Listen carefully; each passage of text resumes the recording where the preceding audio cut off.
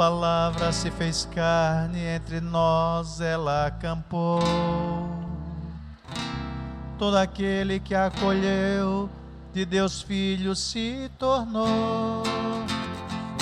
Aleluia, aleluia, aleluia, aleluia, aleluia, aleluia.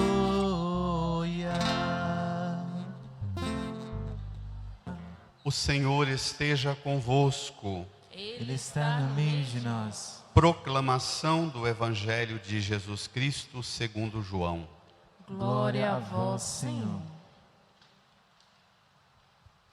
Naquele tempo, João viu Jesus aproximar-se dele e disse: Eis o Cordeiro de Deus que tira o pecado do mundo. Dele é que eu disse: depois de mim vem um homem que passou à minha frente, porque existia antes de mim. Também eu não o conhecia, mas se eu vim batizar com água, foi para que ele fosse manifestado a Israel. E João deu testemunho, dizendo: Eu vi o Espírito descer como uma pomba do céu e permanecer sobre ele. Também eu não o conhecia, mas aquele que me enviou a batizar com água me disse: aquele sobre quem vires o Espírito descer e permanecer, este é quem batiza com o Espírito Santo. Eu vi e dou testemunho: este é o Filho de Deus. Eu vi e dou testemunho: este é o Filho de Deus. Palavra da salvação. Glória a vós, Senhor. Aleluia, aleluia, aleluia, aleluia, aleluia, aleluia. Recolhamo-nos num tempo de oração, no íntimo do nosso coração, peçamos ao Espírito Santo, que também pousou sobre nós e permanece em nós pela graça do batismo, que Ele nos faça compreender quem é Jesus e acolher Jesus como a palavra da nossa salvação. Peçamos.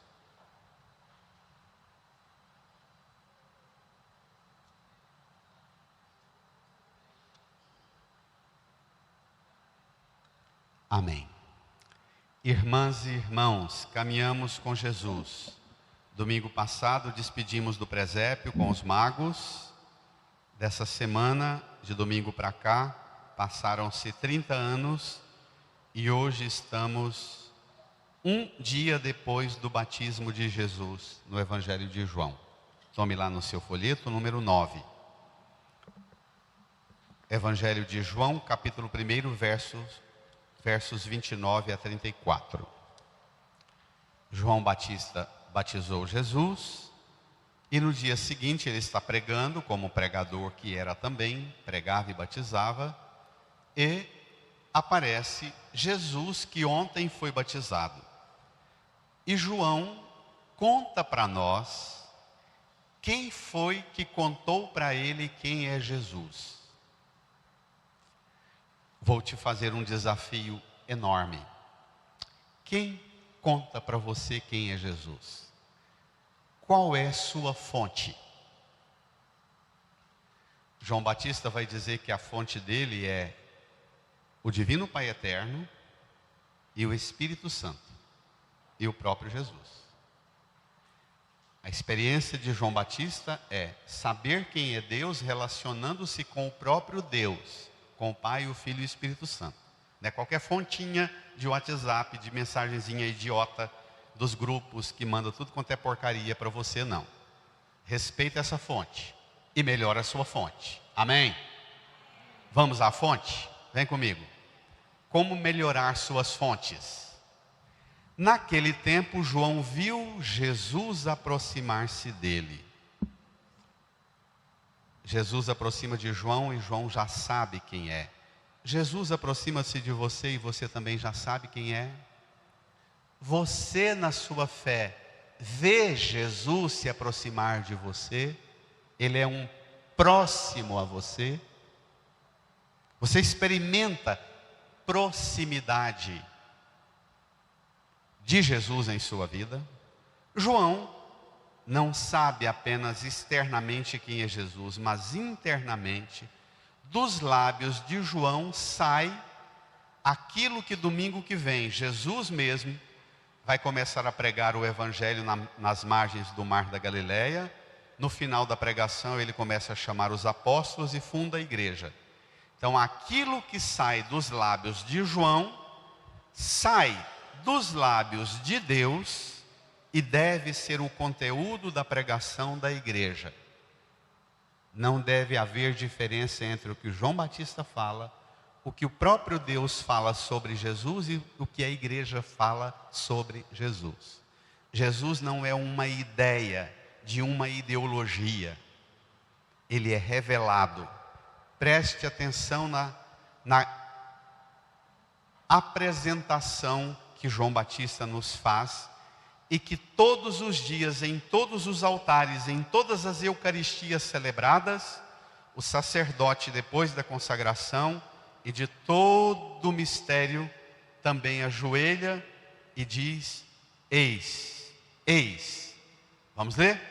Eis o Cordeiro de Deus que tira o pecado do mundo. Repete: eis o Cordeiro de Deus que tira o pecado do mundo. 4 ideias. Cordeiro de Deus que tira o pecado do mundo. Sabe por quê? Porque tinha gente que pensava que Deus era só para uns poucos. Israel pensava, o Estado de Israel, o povo do país de Israel, pensava Deus como uma ideologia, aquele que protege e abençoa o povo que ele elegeu. O resto é tudo pagão, no máximo podem ser judeu prosélito, amigo de judeu, mas judeu jamais será. Quer dizer, participante das graças de Deus, só nós, judeus nascidos de pai e mãe hebreu. Então eles transformaram a ideia de Deus se manifestar não a eles, mas se manifestar ao mundo através deles. É diferente. Deus não se manifestou a Israel, se transformou, se comunicou ao mundo através de Israel. Como hoje comunica através de você, através da igreja, da pregação da igreja. João diz que Jesus é o Cordeiro de Deus que tira o pecado do mundo. Aqui cessa um modo de espera, é corrigido um tipo de esperança que era limitada, não vamos dizer errada, mas limitada. João abre a esperança de Israel, que já fora predita pelos profetas lá no passado, como Isaías na primeira leitura, e diz algumas coisas decisivas, minha gente. Chama Jesus de Cordeiro de Deus. Fala que ele tira o pecado do mundo. No santuário de Jerusalém, as pessoas que iam para o santuário em Jerusalém, todas tinham que levar seus cordeiros para serem sacrificados. Ao menos um cordeiro por dia, todos os dias, 365 vezes por ano, tinha que ser sacrificado no templo. Mas o tanto que ganhava era o tanto que sacrificava. Dizem alguns estudiosos que cerca de 250 mil cordeiros ou novilhos ou cabritos eram sacrificados por ano no templo. e eram sacrificados para fazer duas coisas: aplacar a ira de Deus com os meus erros e com os seus erros, e pedir a bênção de Deus. Então, e aí, João faz uma teologia de tudo que se realizava no templo. Tudo. Todo culto da grande esperança de Israel, cultivada ao longo de quase 2000 anos. João Batista olha para Jesus, que fora batizado ontem, e diz: ele é o Cordeiro. Sabe o que significa Cordeiro na Bíblia? Só para recordar, você vê Cordeiro na Bíblia sendo sacrificado. Lá, Abraão sacrificando um cordeirinho que estava com chifre engarranchado numa moita de espinho, quando no lugar de Isaque. Tem Noé sacrificando um cordeiro quando termina o dilúvio e a pomba traz um raminho dizendo que já está baixando o dilúvio. Noé faz um altarzinho, sacrifica um cordeiro. Você vê Moisés inaugurar a aliança com Deus na margem do Mar Vermelho, antes de sair da escravidão do Egito para a terra da promessa. Moisés sacrifica um cordeiro, todos comem a Páscoa, de pé, às pressas, com cajado na mão, cingido, sandálias nos pés, porque naquela mesma noite, o texto diz: comereis às pressas. Então, cordeiro, para a linguagem de Israel, está muito associado a um modo de conversar com Deus. Quando a gente quer dizer uma coisa com Deus, para Deus, que não tem palavra, a gente oferece um cordeiro. Então Jesus é aquele que veio na expressão das palavras da consagração: tomai e bebei, este é o cálice do meu sangue, o sangue da nova e eterna aliança, que será derramado por vós e por todos para remir os pecados. Remir é mais do que curar feridas. Remir é limpar a cicatriz, a marca das feridas. Então, Jesus é o Cordeiro que vem para apagar os pecados e apagar as cicatrizes das feridas do pecado. Tem muita gente que confessa, pede perdão, tem certeza que é perdoado, mas continua aquela cicatriz do remorso de ter pecado.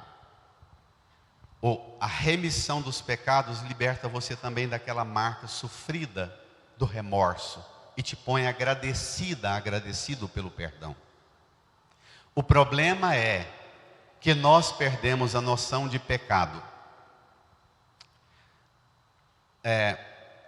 Pecado virou tabelinha ideológica. Cada grupo e cada movimento ideológico diz que pecado mais grave é isso aqui. Porque o problema é, quem perde a noção de pecado, perdeu a noção do pecado porque primeiro perdeu a noção da graça de Deus.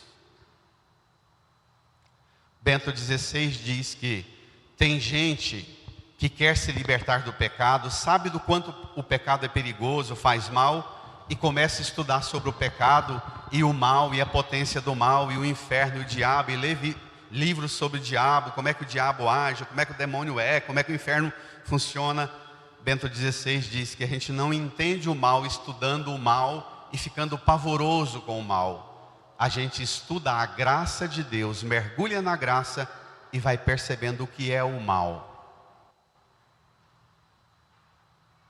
É muito diferente desses movimentos ideológicos que transformam a pregação sobre o mal numa doutrina de pavor e de medo do capeta o tempo inteiro. Tem gente que começa a ser piedoso, com medo e assombrado: eu não quero pecar, fica tenso, feio, infeliz, com olheira, tem a dó, com culpa, com remorso o tempo inteiro, assombrado. Então, para você experimentar a graça de receber Jesus como Cordeiro que tira o pecado do mundo e tira o pecado de você, você precisa recuperar o seu olhar para a graça de Deus, e a graça de Deus dará a você um horizonte novo. O contrário do pecado é viver a obediência. Cuidado, porque nós achamos que obedecer é pesado demais. Nós vivemos numa sociedade que a obediência virou uma ameaça. Filhos não mais obedecem os pais, pais não obedecem à regra e à lei do matrimônio, e por isso os filhos não obedecem à regra da escola, que não obedecem às normas sociais, e a hora que as coisas não estão como a gente quer, a gente vai e quebra tudo, como semana passada. Porque é uma compreensão equivocada de que o bem virá pelo mal. E é uma heresia grave compreender que é possível o bem vir através da desobediência, da desordem. Vamos lá? Feita essa introdução, você vai abrindo o seu horizonte de fé agora. Daqui um pouco eu volto ao tema da obediência. Vamos lá. João vai dizer uma coisa, confessar uma coisa impressionante. Dele, versículo 30. Dele é que eu disse, bradem. Depois de mim vem um homem que passou à minha frente, porque existia antes de mim. Olha aqui, ativar em você, colocar um pouquinho mais de azeite, acender aquela lâmpada, pôr mais combustível na lâmpada interior, que você põe você sempre atento à gratidão. João Batista diz assim, olha, ele, no tempo do advento, João já disse que Jesus é aquele que é mais forte do que eu nem sou digno de carregar suas sandálias. Agora João diz, dele é que eu disse, depois de mim vem um homem que passou à minha frente. Pai e mãe, quando seu filho fica desobediente e começa a transformar você numa escrava, num escravo da vontade dele, sabe o que você faz?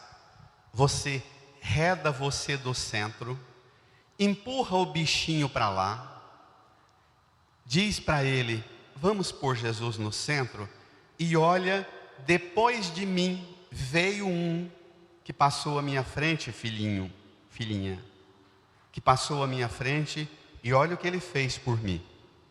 Sabe o que é isso?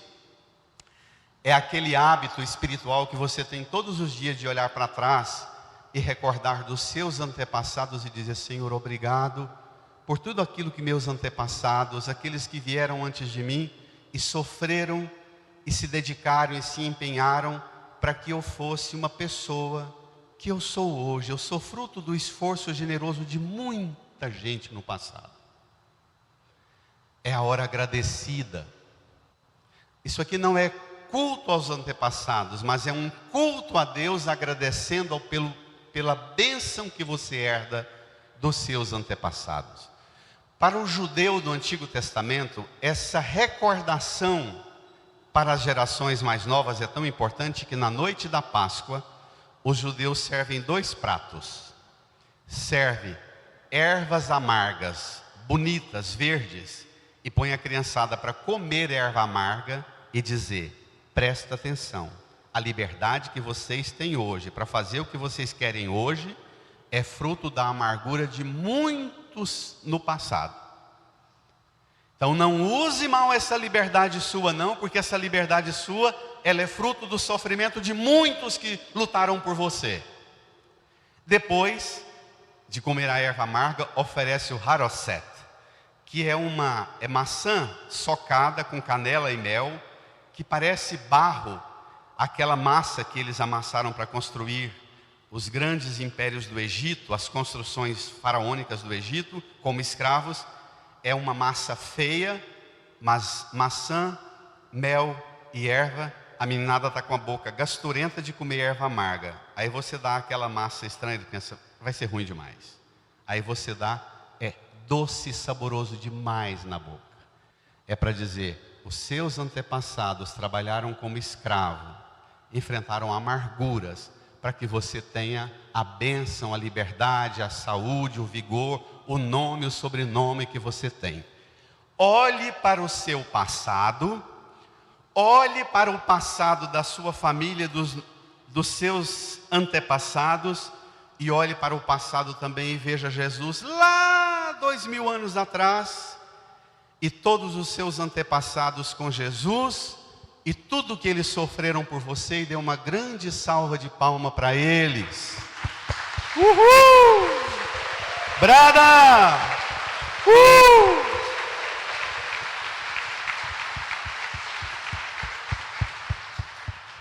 Acenda uma luz de gratidão.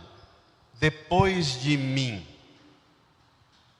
vem alguém que passou à minha frente, que fez muito mais do que eu fiz. Olha que beleza, minha gente. Não é? É bonito demais. Pronto.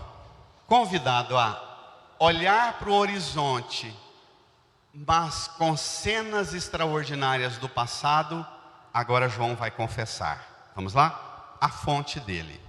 Quem é Jesus? Versículo 31. Olha a coragem do Batista. O bicho é varão mesmo, para ele falar o que ele vai falar agora. Também eu não o conhecia. Mas se eu vim batizar com água, foi para que ele fosse manifestado a Israel. Agora João Batista confessa uma coisa feia. João Batista estava batizando com água para que Jesus fosse manifestado para quem? Para Israel, um paísinho de 200 quilômetros de comprimento, 100 de largura. O povo eleito. Lá atrás, ele já falou que ele é o Cordeiro que veio para tirar o pecado do mundo. E agora ele diz: a minha esperança era desse tamaninho antes dele. Eu pensava que o máximo que Deus agiria era mudar nosso país. Mas não, ele veio para mudar o mundo. Aqui começa a entrar num tema muito espinhoso das consequências nefastas de uma visão estreita que as ideologias impõem sobre nós. As ideologias tornam a gente partidos e a gente pensa que presta só o pedacinho da gente, Israel. Cada um tem um pedacinho de Israel. Só a esquerda presta, só a direita presta, só quem pensa desse jeito que presta. E João Batista falou, para ele presta o mundo, todos. Ou você abre o horizonte, ou você não experimentará a graça dele. Vem comigo, você vai entender isso agora. João diz, eu batizo para ele manifestar a Israel, mas agora ele confessa de novo. E João deu testemunho dizendo, bradem. Eu vi o Espírito descer como uma pomba do céu e permanecer sobre ele. Pronto, então João confessa a fonte. Quem me confirmou quem ele é o Divino Espírito Santo, não é qualquer fonte. E João fala que ele viu o Espírito. Como é que você vê o Espírito se é Espírito? O Espírito não tem forma. Mas ele diz que viu o Espírito. Primeira fonte de João, o Espírito. Ele vai confessar mais. Descer e permanecer. Jesus não é um que vai na missa de vez em quando, que reza de vez em quando. É alguém que tem uma conexão permanente com o Divino Espírito Santo. Você também? É só umas faiscadas, umas ripiadas de vez em quando, umas emoções, sentir um trem, uma fisgada. Ou você também tem uma relação de estabilidade com o Divino Espírito Santo? Presta atenção. João confessa pela segunda vez, versículo 33. Também eu não o conhecia. E agora ele fala da segunda fonte, que na verdade é a primeira, o Divino Pai Eterno. Diz, mas aquele que me enviou a batizar com água me disse, brada igreja, aquele sobre quem vires o Espírito descer e permanecer, Este é quem batiza com o Espírito Santo. Pronto. Então João diz, tá certo, eu batizo com água, mas o que ele vai oferecer é mais do que água. Ele vai oferecer o próprio Espírito Santo que permaneceu sobre ele e vai ser oferecido a você. A água do batismo, ela é senão um instrumento material para que o dom sobrenatural do espiritual penetre a profundidade do seu ser. O que João faz, esperando que era só para Israel, agora João confessa que é o Cordeiro que tira o pecado do mundo. E ainda, ele confessa por último, que a graça, Jesus vai batizar, vai mergulhar a gente na graça para dar o Espírito Santo. Olhe para a cruz. O batismo que Jesus oferece a você é o batismo de sangue na cruz. É a graça, o sangue dele, a única força capaz de tirar a tinta suja do pecado, que é fruto da desobediência, que é fruto da rebeldia, que é fruto da soberba, da rebelião de Satanás. Presta atenção. A graça vem pela oferta do sofrimento que ele recebe e não da violência que ele manda sobre os outros. A graça não vem pela violência, mas vem pela obediência do Cordeiro, pacífico Cordeiro.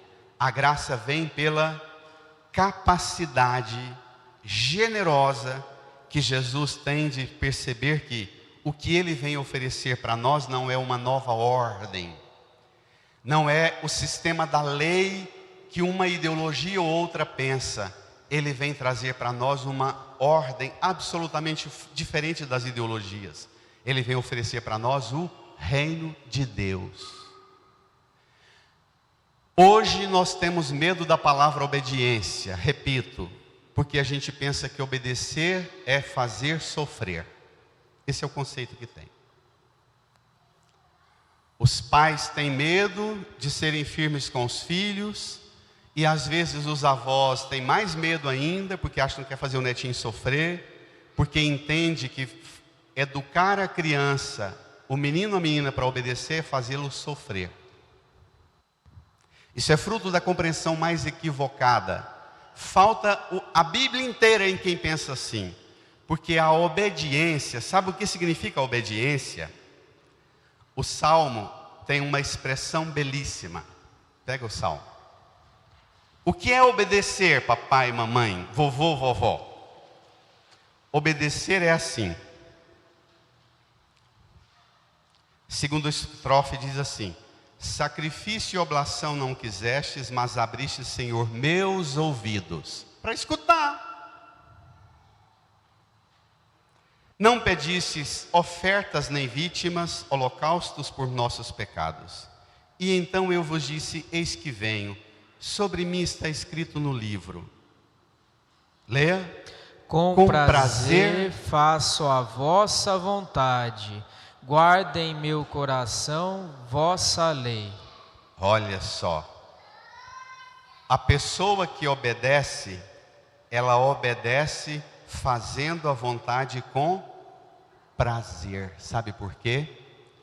Porque a obediência, diferente da escravidão, a obediência é fruto do amor. Mãe, pai, eu não entendo por que você quer que eu faça isso, entendeu? Pai, mãe, eu não concordo com você, mas porque você me ama, do tanto que você me ama, eu vou fazer com prazer. Aí a obediência se torna, sabe o quê? Uma graça. Às vezes derramando suor, às vezes lágrima, às vezes sangue, mas prazeroso, porque é bom demais. Porque eu estou ralando aqui o que eu estou ralando, mas o sofrimento que eu estou passando em obedecer meu pai e mãe não se compara jamais com o amor que dele eu recebi, dela eu recebi. A fonte não é a ordem, o medo, a ameaça, a pancada. A fonte é o amor que triunfa sobre o querer. Nós vivemos numa sociedade escrava do bem-estar, do conforto. A gente pensa, repito pela 1ª vez, a gente pensa que obedecer é escravidão e opressão. E aí a gente conduz os filhos à desgraça. Porque quem não sabe obedecer se tornou Satanás. O diabo é exatamente um anjo que se rebelou contra a obediência. Obediência que é fruto do amor se torna uma experiência prazerosa. Então, papai e mamãe, não tenha medo de ensinar a obedecer, se a obediência será fruto do amor. Amém? Amém. Aí, você escuta João gritar no final, versículo 34. Brada. Eu vi e dou testemunho. Brada. Este é o Filho de Deus. Este é o Filho de Deus. Você pode perguntar como o diabo perguntou a Jesus: como é que você é filho de Deus, se você está sofrendo o que você está sofrendo? Se és filho de Deus, desce daí da cruz. Se és filho de Deus, transforma a pedra em pão. Se és filho de Deus, pula daí de cima para cá. O demônio quer exatamente pôr em dúvida a filiação de Jesus e a sua filiação. E o menino, a menina, encontra a amiguinha, o amiguinho, ele fica chateado na sala de aula, na segunda-feira, e a coleguinha fala: por que você está assim, chateado? Ah, é porque meu pai me disse. Nossa, mas seu pai, Deus me livre, isso não é pai não, se seu pai te amasse não faria isso com você. E o menininho volta para casa: é mesmo, ele não me ama, porque se ele me amasse me deixaria fazer o que eu quero. E começa a se rebelar, até o dia que você cede e diz: padre, fazer o quê? Sabe fazer o quê? Abrir o horizonte, expandir a visão. Eu termino com a primeira leitura do profeta Isaías. Vem comigo. Você vai mostrar para o seu filho, para a sua filha, que o que ele quer para ele é muito pouco. Entendeu? Ele quer só o conforto e o bem-estar de agora. E você quer o bem-estar eterno. Ele quer o prazer agora na boca, mastigando o tempo inteiro. E você quer o prazer de rezar o Pai Nosso todo dia e dizer ao Divino Pai Eterno: venha a nós o vosso reino, seja feita a vossa vontade. Porque, Pai, ninguém me amou desse tanto, Pai. Mas olha a esperança do Antigo Testamento, como é que ela era. O profeta Isaías faz uma confissão muito interessante. Ele diz que ele pensava que ele estava sendo preparado para ser o que recuperaria Israel depois do massacre da Assíria, da Babilônia, dos persas. Para recuperar Israel, que estava dividido as 12 tribos, e dividido no reino do norte e o reino do sul. E Isaías fica orgulhoso porque Deus escolheu a ele desde o ventre materno para ser o que iria reunir Israel de novo. E Deus muda de opinião no meio do caminho. Vem comigo, tome. O Senhor me disse: tu és meu servo Israel, em quem serei glorificado. E agora diz-me o Senhor, Ele que me preparou desde o nascimento para ser seu servo, que eu recupere Jacó para ele e faça Israel unir-se a ele. Aos olhos do Senhor esta é a minha glória.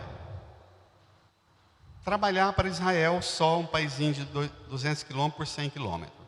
Mas de repente Deus entra na vida de Isaías e diz, versículo 6, brada igreja: disse ele: não basta seres meu servo para restaurar as tribos de Jacó, brada, e reconduzir os remanescentes de Israel. Brada. Eu te farei luz das nações. Espera, eu te farei luz das nações. Luz para quem, igreja? Para que a minha salvação chegue até os confins da terra. Olha, Isaías, eu não fiz você, Isaías, para ser o que recupera Israel, que recupera o poder da esquerda governar 4 anos ou da direita ficar mais 4 anos. Olha, não te escolhi para ter um monopólio ideológico, para um partido ideológico por 4 anos ou 10 ou 20. Eu te escolhi para ser salvação para o mundo. A ideologia acha que o sistema só presta se tiver do jeito que ela presta, do jeito que ela pensa. Minha gente, se é ideologia, nunca será perfeita, porque toda ideologia é limitada. Toda. Não existe ideologia perfeita. Ideologia é ideia humana. Diz Deus no livro profético: estão os meus pensamentos tão acima dos vossos pensamentos quanto a terra do céu. Então não existe ideologia perfeita, ideologia certa, ideologia errada. Todas as ideologias têm coisas boas e têm coisas que precisam ser corrigidas dramaticamente. Sempre. Tá claro? Tá claro? A igreja não está a serviço de ideologia nenhuma, porque a igreja tem que ser pregadora do evangelho e da salvação para todos, de todos os confins da terra. Ou ela não será a igreja. Irmã, irmão, quando seu filho estiver desobedecendo, o que falta nele, sabe o que é? Abrir e alargar os horizontes. É a estreiteza de visão sobre si. Agora olhe para a cruz. Olhe para a cruz. Pecado, só o sangue de Jesus pode limpar.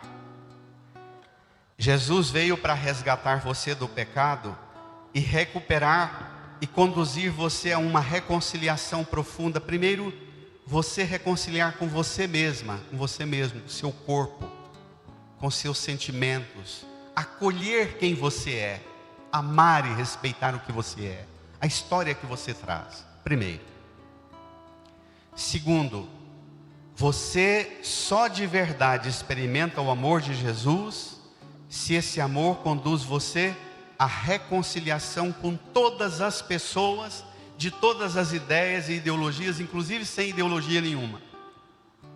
Reconcilia com você, reconcilia com o seu próximo, reconcilia com a criação machucada e ferida e destruída por um processo de relação com a natureza tão destruidora como nós temos hoje, e reconcilia com Deus.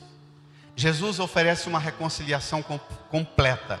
Você com você, você com o próximo, você com a criação e você com Deus. Jesus quer que você saia daqui inteiro, não para ser uma luzinha na sua família, uma luzinha na empresa que você trabalha, mas Ele quer que você seja luz do mundo. A desobediência é exatamente achar que fazer a minha vontade ou a vontade da minha ideologia me permite quebrar tudo, pôr fogo em tudo, destruir tudo, porque não está como eu quero, como fizeram em Brasília semana passada, como faz na sua casa, como faz no seu casamento, como faz o pecado no seu corpo. Você é escrava da sua vontade, dos seus desejos. Está claro? Toda rebeldia, toda desobediência, toda violência, toda rebelião é diabólica, necessariamente diabólica, e nunca te dará a graça que o Cordeiro de Deus pode te dar agora. Incline a sua cabeça, põe a mão no seu coração, deixe a luz do céu entrar, acenda essa luz do céu em você. Abra as portas do seu coração e transforma o seu coração num lugar onde Deus habita e revela o amor dele. Reza, fale com Jesus. Deixa a luz do céu entrar. Deixa a luz do céu entrar. Abre bem as portas do teu coração e deixa a luz do céu entrar. Cante para você. Deixo a luz do céu entrar. Deixo.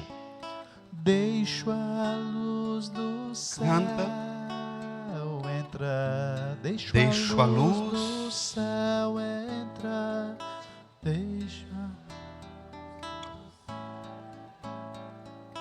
Abro bem as portas do meu coração. Abro bem as portas do teu coração. Do meu coração. E deixo a luz do céu entrar. só as vozes na igreja. Deixo a luz. Canta.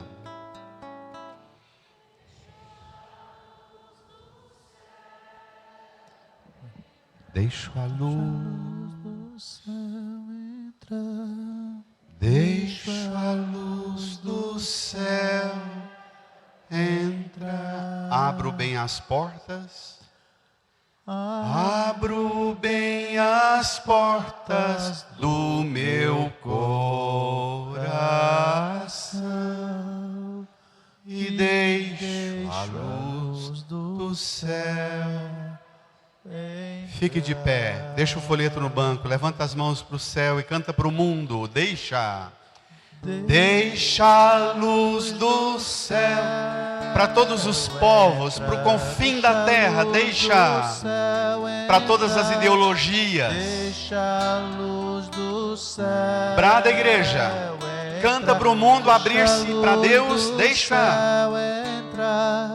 Abro bem as portas do teu coração. Fale para o mundo e deixa a luz do céu entrar. Eleve as mãos bem alto e peça. Deixa a luz do céu entrar. Brada. Deixa a luz do céu entrar. Abre bem, mundo. Abre bem as portas. Todos os povos, todas as nações, os confins da terra. E deixa a luz do céu entrar. Estenda as duas mãos aqui para a cruz. Como nós rezamos na missa, e talvez você nunca tenha entendido o que é aquilo, você vai entender agora, olhando para a cruz. Repita comigo: Cordeiro de Deus, que tirais o pecado do mundo. Põe a mão no coração e diz: tende piedade de nós. Novamente, Cordeiro de Deus, que tirais o pecado do mundo. No coração, tende piedade de nós. Bem suave. Cordeiro de Deus, que tirais o pecado do mundo. As duas mãos no coração, dai-nos a paz. Põe a mão no coração. Peça a paz para o seu coração, para a sua inteligência, para o seu corpo, para a sua razão. Peça a paz para o seu corpo, para todas as pessoas que você convive. Não só para que você gosta e gosta de você, mas todas.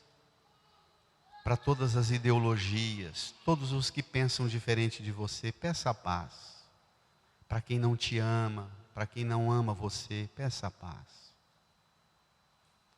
Peça a paz para todas as pessoas esquecidas, caídas e abandonadas no mundo, excluídas no mundo.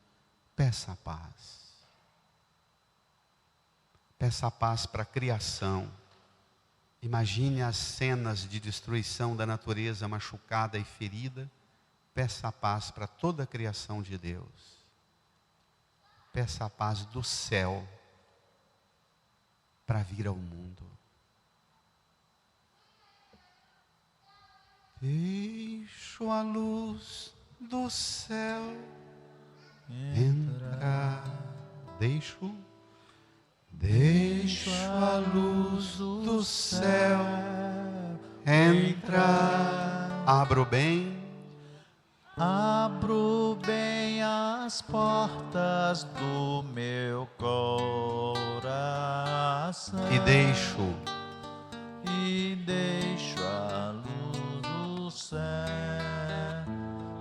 entrar. Não sei se você vai dar conta de fazer o que eu vou pedir, de cantar abraçando.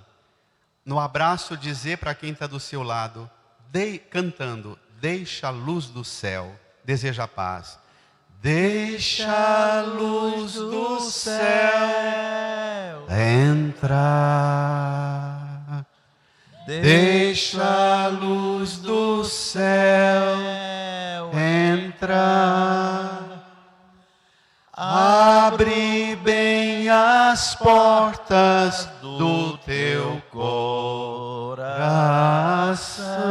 Canta, igreja. Abraça, igreja. Deixa a luz do céu Entrar. Deixa a luz. Deixa a luz do céu entrar. Canta.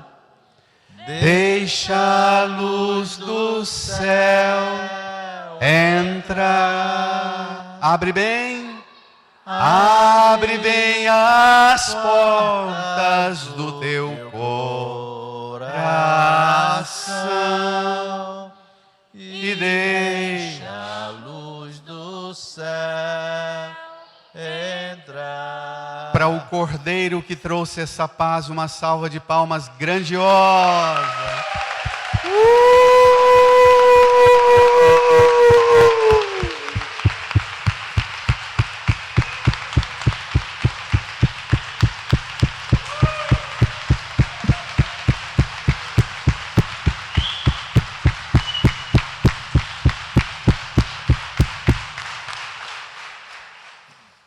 Gente desobediente e violenta é gente de visão estreita.